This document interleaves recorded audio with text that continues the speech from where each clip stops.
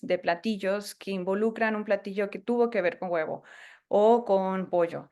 Y hay algunos, por ejemplo, que ya no marqué ahí, como los hot cakes, que también tienen algún derivado de producto avícola, y de huevo, por ejemplo, y no lo circulé, ¿no? Pero podemos ver que dominan nuestros platillos, ¿no? O sea, tenemos muy, muy dentro de nuestra cultura el consumo de carne de pollo y también de huevo, ¿no? Digo, siempre solo en México encuentras hojas y hojas de cómo poder preparar el desayuno con diferentes presentaciones de huevo. Realmente es un ingrediente que tenemos muy inculcado en nuestra cultura de mexicana y también así en muchos otros países.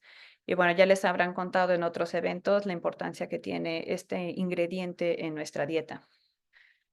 Nuevamente, como no sé quiénes están acompañándonos de otras áreas del conocimiento, entonces un muy, muy, muy breve repaso. Tan solo, por ejemplo, aquí pongo el panorama del consumo de pollo y vemos a México en un lugar muy importante. Cambia a veces de posición dependiendo del año, pero vemos que en consumo de pollo somos unas personas muy interesadas. Tan interesadas que cuando tenemos que hacer el balance de cuánto producimos y cuánto comemos, pues no estamos en la mejor línea de autosuficiencia, ¿no? Si falta un poco más por trabajar, lo que cual nos dice para el mercado mexicano, hay trabajo en el sector avícola. Pero, ¿qué estamos haciendo por el bienestar animal en los pollos y gallinas? Antes de empezar y decirlo así de sencillo, ¿qué estamos haciendo? También hay que entender qué es lo que la gente espera que nosotros hagamos, porque puede que yo espere de mis estudiantes que saquen 10 en todas sus asignaturas, pero ellos nunca les importó sacar 10, ¿no? Por decir un ejemplo, espero que no sea el caso, pero sí tenemos que tener en cuenta que a veces como industria o a veces como científicos tenemos unos ideales, como esto es lo que tenemos que cumplir, pero a veces nuestros consumidores tienen otras expectativas, ¿no? Ellos tienen otra idea de qué es lo que deberíamos estar haciendo. Y aquí es por eso que el tema de bienestar animal es muy conflictivo, porque tenemos todos estos diferentes agentes sobre qué es lo que esperamos. A mí, por ejemplo, me pasa muy frecuentemente con el sector avícola o sector porcino, el sector en el que esté trabajando o hablando, me dicen, pero eso no lo vamos a decir porque aquí está la doctora Elaine presente, ¿no? Pero en forma de amena, de chiste. Pero como si yo esperara ciertas cosas. Pero me pasa todo lo contrario cuando platico con consumidores o con personas que nada que ver con el sector pecuario o veterinario. Dicen, es que debería de estarse haciendo esto, ¿no? Y tú, como eres la especialista en bienestar animal, seguramente hacen esto. Entonces me encuentro como en medio de dos mundos que esperan cosas totalmente diferentes de mí y de todos los que trabajamos en el sector de bienestar, bueno, en la ciencia del bienestar animal. Y es bastante interesante. A mí me encanta, es un mundo con muchos retos y también un mundo el bienestar animal que me permite conocer diferentes expectativas y personas en este área. Entonces, como decía, tenemos diferentes opiniones y ahora aquí, ¿cuál es la opinión que cuenta? Un ejemplo, ya está un poquito vieja, desde hace el año pasado, en septiembre, en un evento al que tuve el enorme gusto de asistir, un simposio de bienestar animal organizado por la Universidad en Veracruz, en la Facultad de Medicina Veterinaria y Zootecnia. Ellas me invitaron a participar en este simposio que organizan cada año. Ya, de hecho, ya está el programa publicado para el de este año. Y en ese evento tuve la oportunidad de platicar con mucha gente de otras áreas, pero también les pedí y me respondieran este ejercicio. Y algunos de ustedes, si ya me han escuchado en otras pláticas, seguro sabrán esta dinámica que normalmente hago. Ahora, por falta de tiempo, no la puedo realizar, pero es una pregunta muy sencilla con la que inicio los eventos para tratar de conocer un poquito más sobre las personas que nos están acompañando.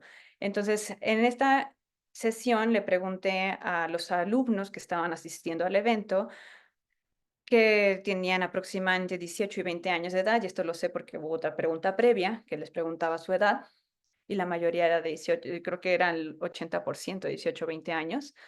y les pregunté qué piensan sobre el bienestar animal, o sea, qué ideas se les viene a la mente cuando una persona dice, este es un producto que tiene bienestar animal, o esta es una granja en favor de bienestar animal, o lo que sea en relacionado a bienestar animal.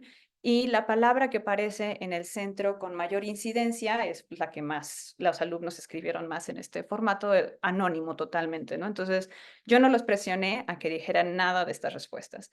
Y la palabra que aparece al centro es salud.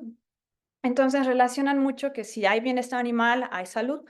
Excelente, de acuerdo. Esa es una de las palabras. Pero podemos ver que aparecen otras palabras que también son bastante importantes para estas personas que participaron, que es felicidad y cuidado, ¿no? Entonces tenemos tres palabras que toman la batuta en este tipo de encuesta y dices, bueno, pues eso es lo que está pensando una persona de 18 o 20 años de edad, que hay que recordar que son adultos. En México eso ya es una edad legal, ya son adultos ante la ley y vean lo que piensan, ¿no? Calidad de vida, amor, conservación, empatía, comportamiento algunos, ¿no? Calidad. Entonces son palabras que o ahorita estas personas ya tendrían 19, 21 años, opinan sobre el bienestar animal.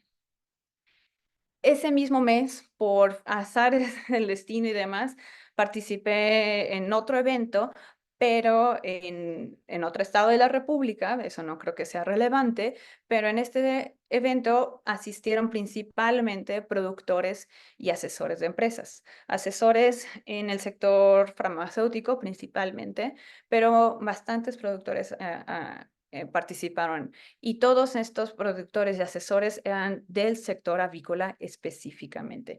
Es decir, eran gente que trabaja en granja de pollo, gente que trabaja en granjas de gallina de postura, asesores comerciales para dichos productores que los acompañaron al evento y repetimos el ejercicio. Nuevamente vemos las respuestas. En el centro aparece la palabra salud. Aparecen otras palabras como confort, pero aparecen otras que no aparecieron en la sesión anterior con tanto detalle, como producción, ¿sí? Entonces estamos viendo que hay una idea central, que es la palabra salud, que está en estos dos mundos, tanto de una persona más joven como una persona profesionista ya trabajando en el sector avícola, que no necesariamente es equivalente, ¿no? O sea, sí vemos palabras de acuerdo, pero no necesariamente los dos piensan exactamente igual.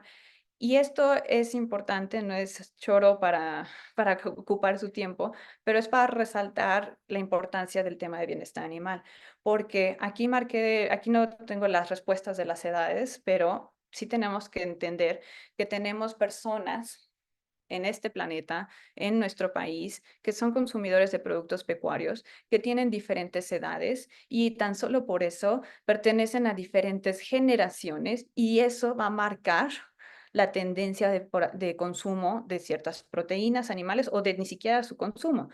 Entonces, ustedes identifíquense en cuál están en este listado de las generaciones y no me podrán negar que sí tenemos algunas características que son muy propias de nuestra generación, ¿no? Hay cosas que yo hago y me dicen es que eres totalmente por la generación que eres, ¿no? Igual yo también pienso, oye, es que esa persona piensa, me está diciendo esto, pero estoy de acuerdo porque esa persona es de esta generación.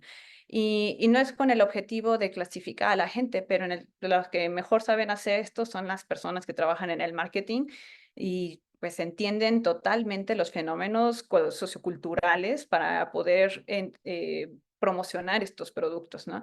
Y tenemos que entenderlo porque cuando yo trabajo en la universidad, en la UNAM, en la FES Cuautitlán, trabajo con grupos de estudiantes y tengo que entender cuáles son el bagaje cultural con el que vienen los alumnos para poderles transmitir los conocimientos de la medicina y veterinaria y zootecnia.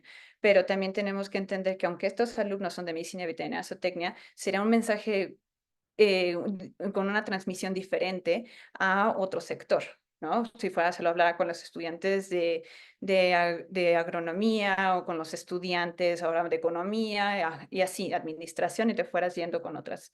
Entonces sí es importante entenderlo, porque la percepción de bienestar animal no necesariamente va a ser la misma a través de las disciplinas.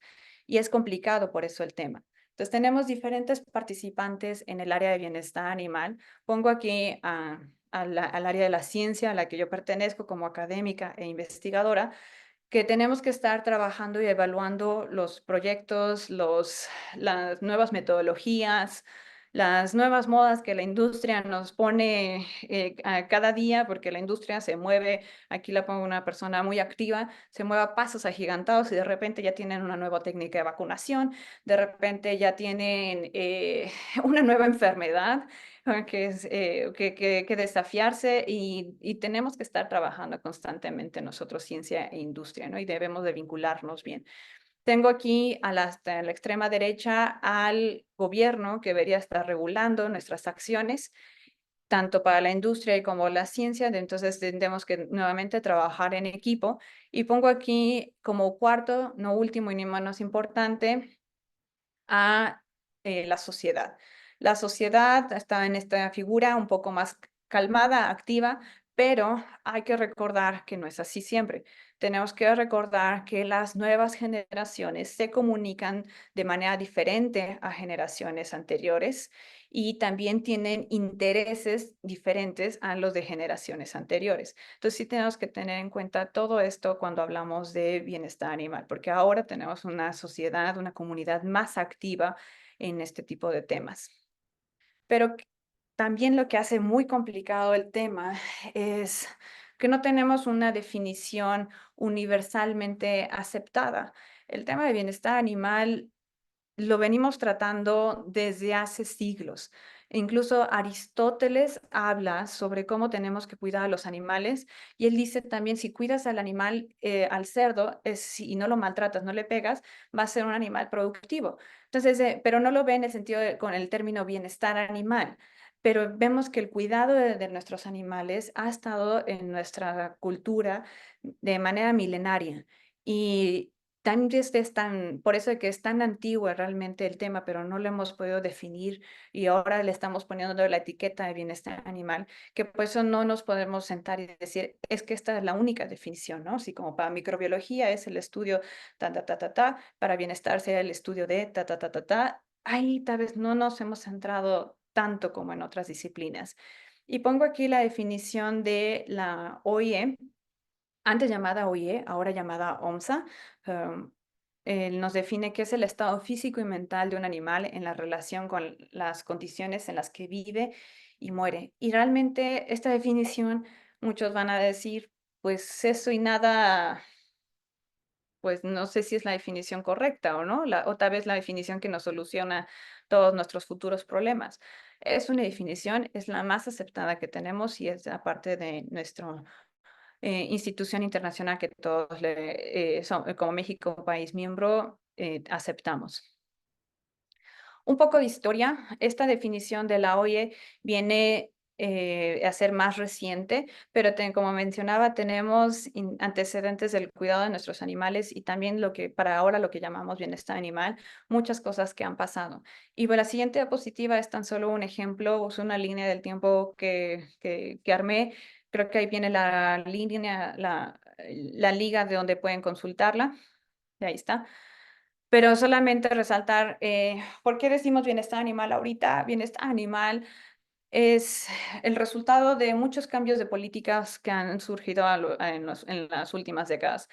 Realmente empieza a tener carácter legal. Si quisiéramos irnos, la verdad, tendremos que irnos hasta 1800, cuando en Reino Unido se genera el primer acto que regulaba o más bien penalizaba el abuso hacia los animales, específicamente animales de granja, el acta de Martin's Act, así se llama.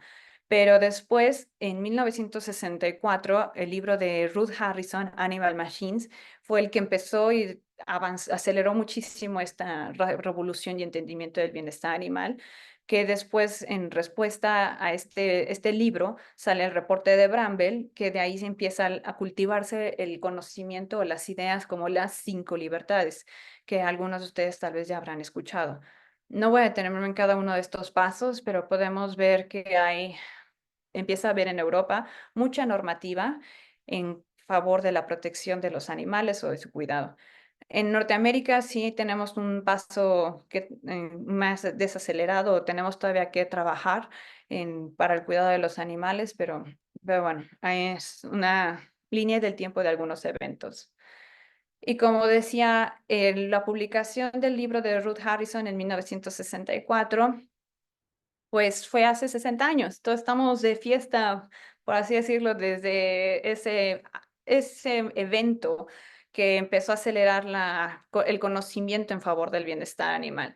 Y me tomé la libertad de armar este mapa que incluye temas relacionados a bienestar animal en publicaciones científicas.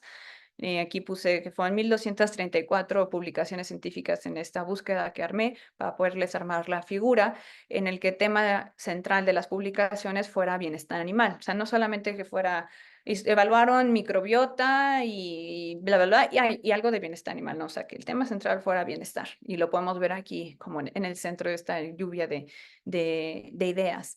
Entonces tenemos en todos estos años de esta investigación en gallinas ponedoras, tenemos que evaluaron salud locomotora, entonces vemos fracturas, osteoporosis, vemos que hay una investigación enfocada a los diseños de instalaciones, estamos viendo jaulas, estamos viendo densidad, estamos viendo aquí que también se estaba evaluando el comportamiento, entonces estamos viendo canibalismo, picajes de pluma, miedo, respuestas a ciertos estímulos.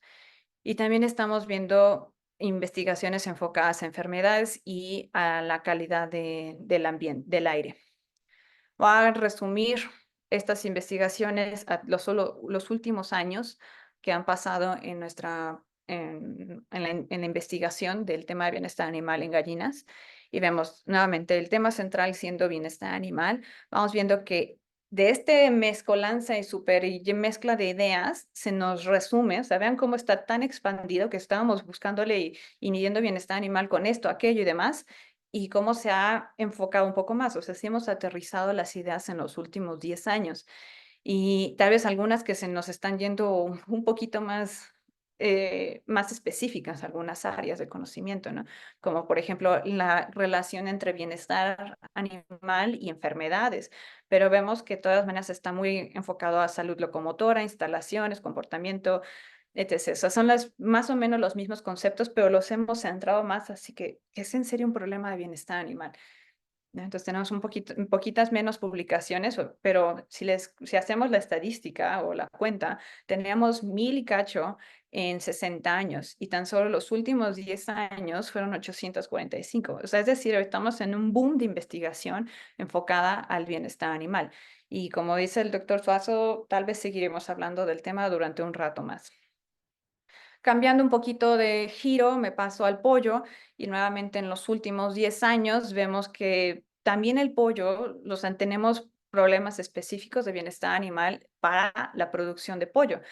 No, antes en salud locomotora sigue siendo un reto, pero empezamos a ver transporte, que eso no está evaluado como un proyecto de bienestar animal primordial en gallinas, pero sabemos que las gallinas son transportadas también, ¿no? No llegan mágicamente o volando a las granjas. Entonces, solamente no se les ha dado, no se investiga tanto el transporte como en el pollo por el tipo de producción que son. También aquí, muy relacionado a lo mismo que acabo de decir, pues el tema de eutanasia o matanza son muy relevantes en el sector de pollo, que nuevamente las gallinas también tienen que pasar por esta etapa en su vida productiva, pero por características propias del sistema de producción de pollo, se le ha dado más investigación al tema. Diseño de instalaciones, dieta, porque esto no sería un evento avícola o de producción avícola si no tratáramos un tema relacionado a la nutrición y nuevamente enfermedades. Y vemos otra vez, en los últimos 10 años tenemos 1203 publicaciones científicas, perdón, a la fecha del corte de cuando hice esta figura en enero. Entonces seguramente ya tenemos más investigaciones al respecto, ¿no? De aquí de enero a septiembre. Pero, ¿qué es lo que va a pasar, no? ¿Cuál es el futuro del bienestar animal enfocado a la producción avícola? Está enfocado en que sepamos qué debemos medir, ¿sí? No es solo medir por medir, sino que sí tenemos que decidir cuáles van a ser nuestros indicadores, cómo los vamos a mejorar y también cómo se lo vamos a enseñar a la gente.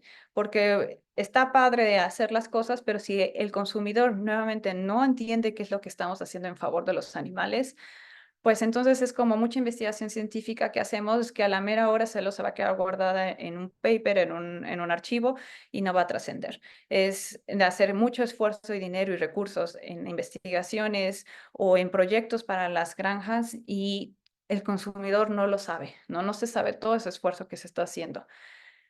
Algunos de ustedes sé que son veterinarios y recordarán de nuestras clases de zootecnia que hablábamos del concepto de Gramsci.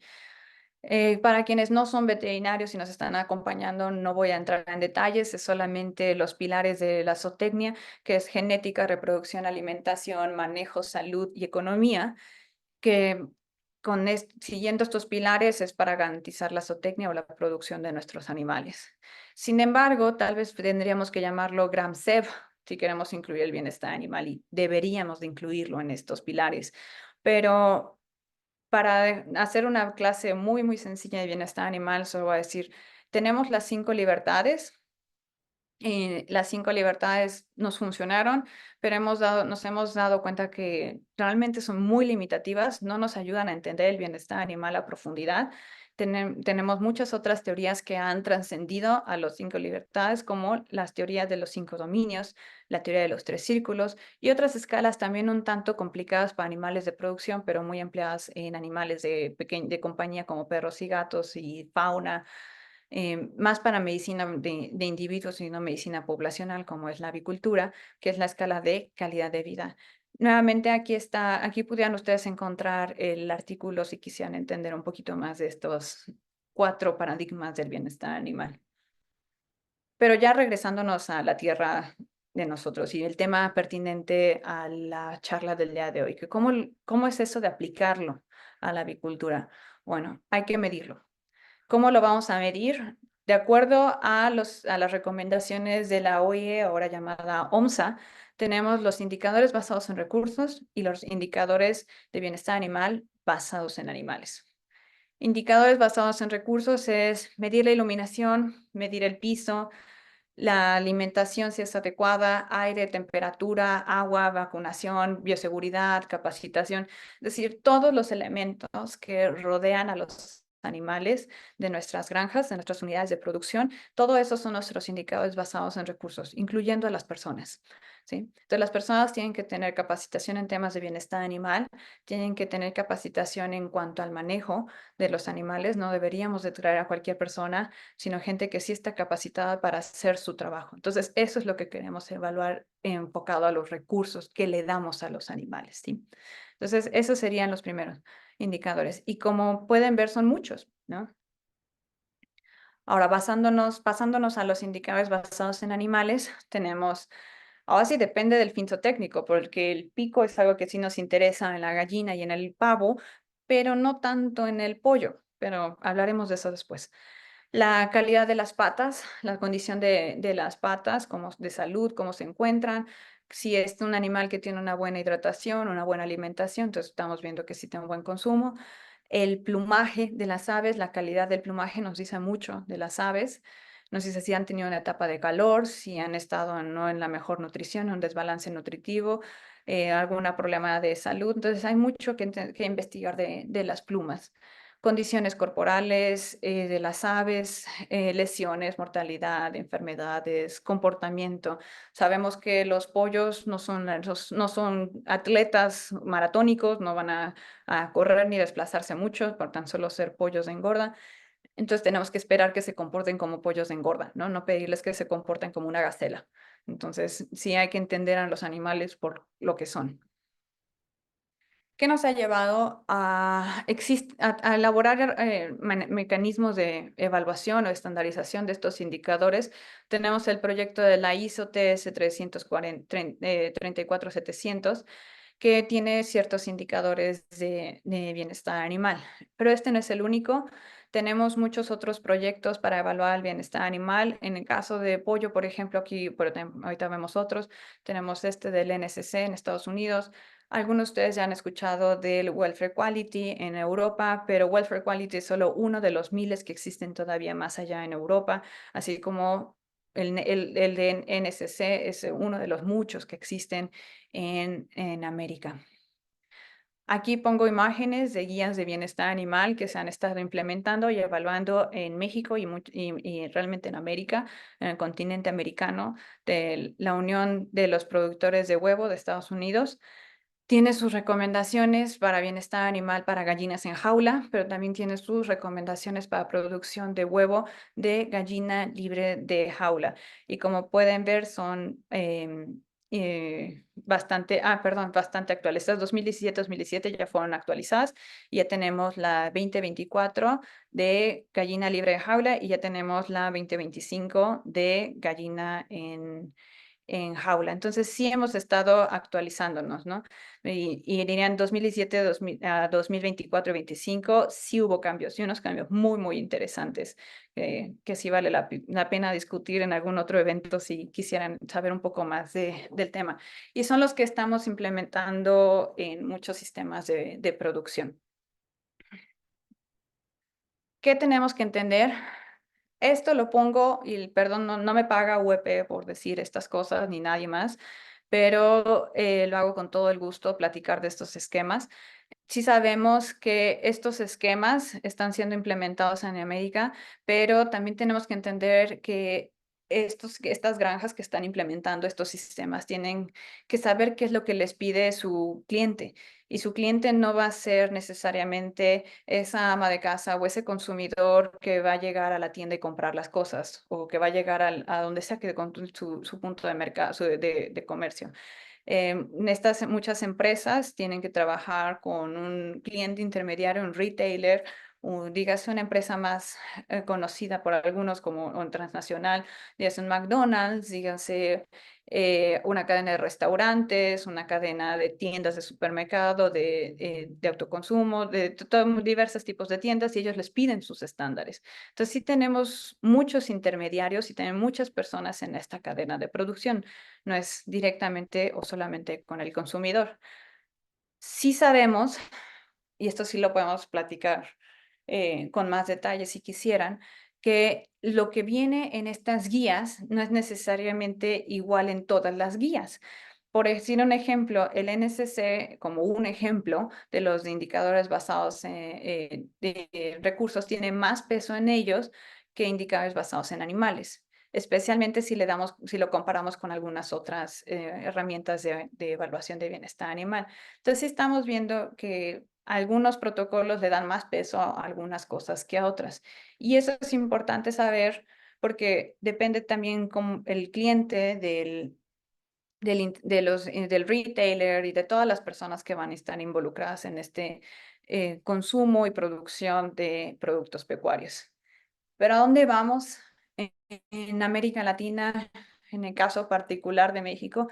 Todavía nos falta caminar, mucho camino. Nos falta ver para dónde vamos a ir, si vamos a seguir una versión un poco más enfocada a lo que se ha estado haciendo en América, en el resto del continente americano, o vamos a seguir una perspectiva más europea. Quiero enfatizar, ninguno es mejor que el otro, solo son dos maneras de ver las cosas. Los dos incluyen los dos tipos de indicadores, solo peso diferente. Entonces, sí tenemos que decidir para dónde vamos, ¿no? Y más si estamos platicando de algún tipo de normativas. Pero tenemos también que entender que hay muchos problemas que resolver, o tal vez no llamarlos problemas, sino áreas de oportunidad que tenemos que trabajar en la producción pecuaria.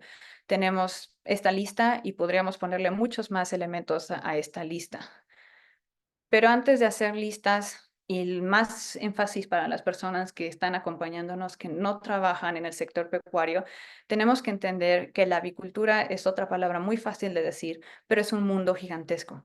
Es un tipo de producción que trabaja diferentes especies, lo cual no sucede con la porcicultura, que solo trabajan con cerdos. Aquí trabajamos en la avicultura con muchas especies y con especies que sus necesidades al día 1 son totalmente diferentes a las necesidades al día 35, como pudieran ser diferentes a la semana 100. Son una especie que crece muy rápido, que tiene retos muy diferentes dependiendo de las etapas, y por eso el tema de bienestar animal es más complicado, o yo digo personalmente que es más complicado en el sector avícola. Entonces no es tan sencillo. Repaso para aquellos que nos acompañan, que no son veterinarios o trabajan en el sector pecuario, solamente enfatizar que tenemos de manera muy general, todavía faltan muchas otras áreas de la avicultura que no estoy mencionando, pero tenemos la de producción de pollo y la producción de huevo.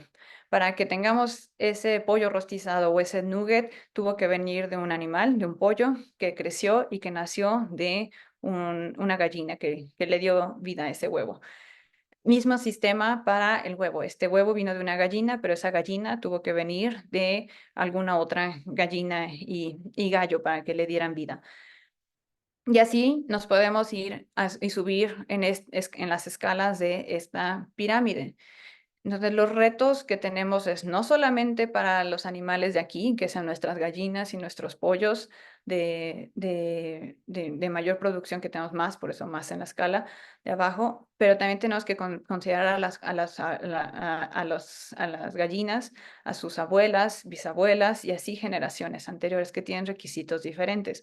Entonces, es un sistema bastante complicado en ese sentido, que no trabajamos ni solo con una especie, ni con solo una edad o fin zootécnico. Entonces sí tenemos que tener en cuenta todo eso cuando hablamos de bienestar animal, porque muchas veces solo lo vemos en el sector de la granja que nos va a dar el pollo de la granja de pollos que nos va a dar ese pollo rostizado, o en la gallina que nos va a dar a ese huevo para consumo, ¿no? Para plato. Tenemos realmente que considerar en temas ya de bienestar animal desde la incubadora, o sea, regresarnos un paso más. Tenemos que considerar a las reproductoras, tenemos que irnos así, subiendo y subiendo de nivel. Y hace 3 semanas estaba visitando una granja de reproductoras y me comentaban, es que el proyecto de bienestar animal que nos pide este esquema de certificación no comprende todas las necesidades para un sistema o los retos que realmente son un sistema de reproductoras, ¿no? Entonces estuvimos ahí platicando de qué se debería hacer en esos casos para así poder entonces ya cumplir los estándares de bienestar animal que les pedían, ¿no? Y como mencionaba, este animal es muy diferente dependiendo del día. O sea, ya ni siquiera hablar cuando ya salió el cascarón. Tenemos que ahora hasta considerar si sienten antes cuando están en el huevo, porque sabemos que en el desarrollo embrionario a una etapa muy temprana ya empiezan a desarrollarse fibras neuronales y tenemos que considerar si ya hay dolor, por ejemplo, ¿no? Importante para algunos temas específicos de algunos manejos que se realizan en los huevos embrionados. Entonces sí es bastante complejo y aquí solo puse algunos, no crean que solamente son estos dos problemas o este problema, son muchas cosas que tenemos que considerar. Entonces voy a regresarme a la definición de bienestar animal y específicamente en la parte de estado físico. Lo que estamos viendo aquí en la foto es un ejemplo de pododermatitis o callos, que son problemas en las superficies de la plantares, dígase en la pata de los pollos, principalmente en pollos. Vamos a dejarlo aquí para el ejemplo de la presentación de hoy, por varias causas. Entonces, nos dice la definición de bienestar animal, que es el bienestar animal es parte del estado físico. Entonces, físico, aquí estamos hablando de cuestiones de salud. Entonces, aquí estamos viendo que este callo en la pata, ocasionado por cuestiones de humedad en la cama, por ejemplo, probablemente le va a causar cierto grado de incomodidad, porque se va a estar caminando realmente es una úlcera que y se va a necrosar en las patas, ¿no? Entonces, sí, ese es un estado físico que tendríamos que considerar, evaluar. Hay que recordar que son animales bípedos, entonces caminan con dos patas y es su única manera de avanzar de los animales, ¿no? Entonces, recordando el estado físico. Como dije, la salud es importante para entender este problema, como tan solo un ejemplo de cómo aplicar el bienestar animal. Entonces tenemos que entender que es un problema ocasionado por muchas causas, no solo la cama, como les dije, deficiencias nutricionales, muchas cosas tenemos que considerar. y puede presentarse en diferentes momentos de la vida de los pollos y con mayor complicación o menor en algunas circunstancias, ¿no? Entonces, ahora ya les expliqué un poquito el preámbulo de este problema de bienestar animal, como esa lista que había. Hay muchos más retos que tenemos que trabajar, pero el tema fue bienestar animal aplicado, entonces escogí para mi tarea este problema de pododermatitis. Entonces ya les expliqué que es que pudiera haberlo causado, entonces ya estamos hablando de salud o estado físico, pero también tenemos que entender que la definición nos dice en las condiciones que vive y muere. Entonces entender que estos pollos están en una cama bajo estas condiciones, ¿no? Bastante húmeda la cama, aquí estamos hablando de una alta densidad, entonces sí estamos viendo todos estos retos que nos dicen bienestar animal no solo es cómo se encuentra solito, sino su ambiente. Y me voy a la última parte de si queremos evaluar el bienestar de animal de una manera aplicada. Según la definición, tenemos que considerar la cuestión mental. Y esta es la que más retos me ha tomado explicar a diferentes foros sobre cómo medimos los estados mentales en los animales, porque la definición lo pide. Yo no dije voy a contestarles sobre los estados mentales, es la definición de bienestar animal. Bueno, entonces ténganme paciencia con esta, porque sí es complicada y sí es un reto. Es difícil. O sea, la respuesta corta es, no es fácil evaluar los estados mentales, sí tenemos que hacerlo, pero no es tampoco tengamos una maquinita que nos tenga un indicador de sonrisas y ya con eso sabemos. La verdad es que sí es difícil y ahora sí, industria que nos están acompañándonos, ténganos paciencia. Los que estamos trabajando en el área científica, crean que estamos trabajando en ello, pero sí tenemos muchos retos porque queremos hacerlo esto de la manera más objetiva, ¿sí? No queremos cosas subjetivas en este tema porque sabemos qué delicado es, entonces sí queremos hacerlo de la manera más objetiva. Pero también nos damos cuenta que tenemos problemas de bienestar animal que no son fáciles de entender en las cuestiones mentales, y este es el ejemplo. En este estudio es una investigación bastante bonita. Entonces dice, del lado izquierdo, voy a la parte izquierda de la figura, dice, en teoría, en una granja, la distancia entre una persona y un pollo es menor si el pollo está bien, si está sano, ¿no? Aquellos que han visitado una granja de pollos, sabemos que los pollos como que se espantan, pero si uno se queda quieto en la granja, sí empiezan a acercar los pollos, ¿no? O sea, no nos ven así como, uy, humanos, váyanse de aquí. Entonces, sí se empiezan a acercar, sí mantienen su distancia, pero son bastante curiosos y buena gente. Entonces, estos animales, en teoría, tendríamos una menor distancia entre animal humano cuando estamos en inspección. Y cuando digo estamos haciendo una inspección tranquila, ¿eh? No estamos llegando a la granja y haciendo ruido ni gritando, ¿no? O sea, estamos tranquilos. Y la teoría nos dice que si ese pollo está con miedo o espantado, pues se mantendría más lejos, ¿no? Eso es lo que nos dice la teoría. Y dices, pues sí, tiene lógica, ¿no? O sea, si uno se siente en confort, pues estaría más cerca. Y si tiene miedo, pues que trataría de guardar una mayor distancia. Sin embargo, pues eso es teoría solamente, porque dependiendo del problema, vamos a ver que eso no aplica.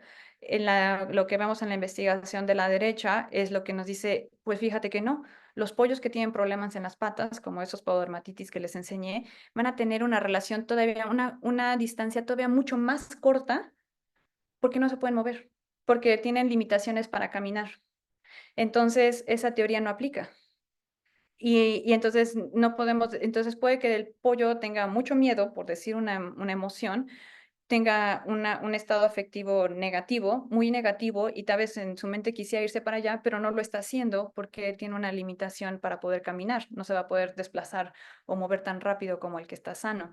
Entonces, pues la teoría de evaluar los estados mentales no es tan sencilla. Insisto, ténganos paciencia, estamos trabajando en más herramientas para poder evaluar los estados mentales, pero sí lo estamos haciendo y sí se nos quedan las circunstancias a veces en, en experimentos, pero es parte de los retos que tenemos que contemplar. Hay algunas áreas aplicadas del bienestar animal que sí son más fáciles de medir y hasta bien fáciles de explicar a algunos otros sectores, como por ejemplo condiciones en las que vive y muere y cuántos estudios hemos visto sobre calidad de la carne, ¿no? Entonces sí sabemos que tener animales bajo estrés calórico nos va a dar una condición de carne, de calidad de carne muy diferente. Aquí la doctora Pilar, también como consejera del INA, ha dado pláticas muy, muy interesantes sobre la calidad de carne y muchos otros problemas que se pueden ver en la carne de pollo. Entonces, hay algunos indicadores que sí podemos medir más fácil que otros, pero de acuerdo a la definición de bienestar animal deberíamos de integrar todos estos conceptos. ¿Qué hemos estado haciendo? Y ya lo digo para cerrar la charla de hoy. ¿Qué hemos estado haciendo? Esto es un experimento de uno de mis estudiantes. Lo que estamos viendo aquí a la izquierda es un pavo con un buche.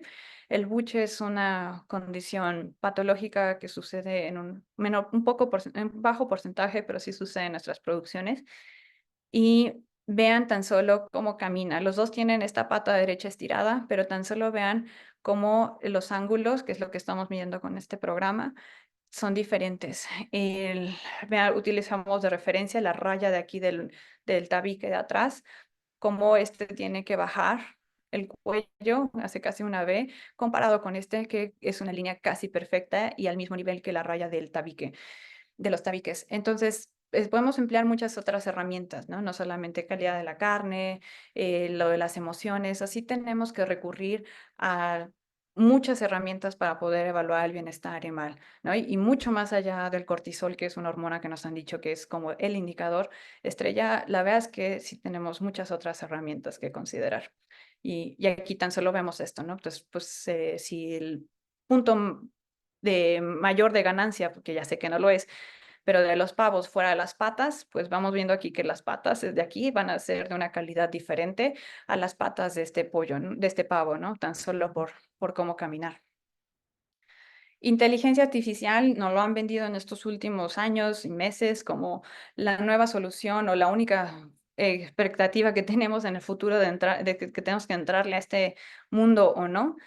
Y vemos aquí cómo en este proyecto han codificado a los pollos, cada uno, y van midiéndolos y evaluándolos y siguiendo su vida y obra de cada uno. Ha trascendido no solamente de ver cuestiones físicas, como esta es la que sigue es una investigación muy interesante. Todavía no publican los resultados, pero, pero es bastante interesante lo que quieren hacer, es cómo medir con inteligencia artificial las vocalizaciones de los pollos.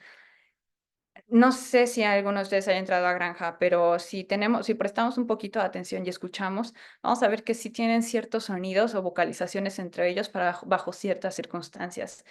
Tal vez por cuestiones de personales o de sesgo, me gusta más escuchar el sonido de los pavos en las granjas, y sí hay unos sonidos muy, muy, muy particulares. Por ejemplo, cuando se nos escapa uno de un corral, hacen un pip, pip, pip. Así es, son dos cortos, uno largo. Y así bajo ciertas características, cuando le estamos tomando la muestra, hacen una vocalización muy diferente a cuando se está limpiando o haciendo cierto manejo. Entonces, si prestamos atención a nuestros animales, vamos a ver que no son máquinas, así responden a las cosas como a las prácticas de todos los días, ¿no? Y tal vez con esta tecnología de inteligencia artificial pudiéramos entender un poco más y tal vez nos pudiera ayudar de hacer más objetivo esto de la cuestión mental, que con mucho trabajo, y espero que se haya dado a entender la investigación del otro grupo, ¿no? Del miedo. Entonces sí podemos recurrir a otras herramientas. Y ya para finalizar, nuevamente regreso al caso de nuestra sociedad, de nuestras comunidades que hablan de este tema, pero realmente sabemos de qué piensan o qué van a hacer. Lo pongo aquí como pantallazo, publicación de este año, bueno, dice 2025, pero fue publicada hace cuestión de semanas, sobre qué piensan los mexicanos sobre el bienestar de las gallinas. Es de un grupo importante de investigación. Se los dejo para que lo lean en sus ratos de ocio, pero yo les voy a pedir un favor a los que nos están acompañando. Yo quisiera saber ustedes qué opinan sobre este tema. Este Este es un código QR y si pudieran escanearlo y mandarnos sus opiniones sobre qué es el bienestar animal en la producción avícola, el código QR los va a llevar a un formulario. Es un proyecto de investigación de maestría de uno de mis estudiantes y quisiéramos poder evaluar y para poder dar estas recomendaciones a la industria, ¿no? Desde una parte o perspectiva académica de investigación, qué es lo que está sucediendo y poder emitir estas conclusiones. Para concluir, el bienestar animal no es sencillo. En el laboratorio de salud y bienestar que tengo en la FES Cuautitlán, tengo un grupo maravilloso de estudiantes de posgrado y licenciatura que nos han llegado a responder y a veces a generar más preguntas que respuestas sobre temas de bienestar animal, y vean la diversidad de temas que hemos estado explorando en cada uno de los diferentes proyectos. En conclusión, no hay soluciones rápidas para el bienestar animal. Espero que eso quede claro después de esta presentación. Es un tema bastante delicado que tenemos que considerar muchas perspectivas, tanto perspectivas del sector pecuario o veterinario, como perspectivas legales, como perspectivas sociales. Concluir, ningún sistema de producción avícola es perfecto. Las aves son animales muy complejos que viven en ambientes complejos. Tenemos muchos cambios que realizar en cuanto a nuestras normativas o recomendaciones oficiales. Tenemos una sociedad que cada vez está más cambiante e interesada. Entonces, ahorita no sabemos qué es lo que va a opinar esta generación alfa, ¿no? Pero esa generación alfa está a ya 2 pasos de tener su propio Facebook y decir, bueno, ya ni siquiera sé, porque la generación alfa es del 2025, incluye a los nacidos en 2025. Entonces, ya no sé qué nueva plataforma habrá para ese tipo de generaciones, pero espero que me dé a entender, son generaciones que cada vez van a tener más fácil estar emitiendo respuestas o comentarios. Y tenemos muchos problemas complejos y requieren soluciones complejas. Muchas gracias. Gracias a Lina, a NECA y a la Federación por la apertura de este espacio. Les dejo mi correo para cualquier duda, cuestión que quisiera que discutamos. Y bueno, nuevamente, muchas gracias. Espero que haya sido de su interés. Me lo pongo aquí otra vez por si hay alguien que quisiera ayudarnos con el QR. Pero no, gracias. No sé si hay dudas. Dejo de compartir. ¿Tenemos tiempo? Sí, doctora Elaine, definitivamente creo que pues, respeto a esta excelente concurrencia, esta excelente participación de más de 350 personas escuchando la presentación. Digo, felicidades. La mayoría de los comentarios van en este sentido de felicitar la excelente plática, la bien llevada y el contenido, definitivamente. Y a la pregunta de si eran mexicanos todos, no, sí hay algunas, bastantes personas conectadas de otros países de Centro y Sudamérica, cosa que le agradecemos a todos y a cada uno de los que están conectados, ¿no? No hay tantas preguntas, pero sí algunas son muy interesantes y muy concretas, ¿no? Ok. Hay un término que dice, hay perdón, una pregunta que hace que dice que ¿es correcto decir emociones o existe algún término que se utiliza para referirnos a ello? Ay, gracias. Es una muy buena pregunta. Primero hay que definir qué es una emoción y qué es un sentimiento. Son dos cosas diferentes, pero muchas veces las utilizamos como si fueran sinónimos. Las emociones son, de manera muy sencilla, rápida, las emociones son la respuesta fisiológica ante un estímulo, mientras que un sentimiento involucra un proceso cognitivo. Y siempre se lo explico con mis estudiantes. Para decir y que yo estoy feliz, tuve que decir yo estoy feliz, entonces tuve que decirlo con el verbo de estar. Entonces, pues es el proceso cognitivo, que no puedo, mi perro no me puede decir yo perro estoy feliz, ¿no? Porque no hablamos lamentablemente idioma perro. Pero sí tenemos que dejarlo claro. Pero entonces, si aceptamos entonces que esa es la definición de una emoción y un sentimiento, y la emoción involucra esta respuesta fisiológica, entonces sí podemos decir que los animales tienen emociones, ¿no? Porque tienen una respuesta fisiológica ante los estímulos. Si alguien llega corriendo o gritando en la granja haciendo ruido, ¿qué van a hacer los pollos? Se van a ir para el otro lado, ¿no?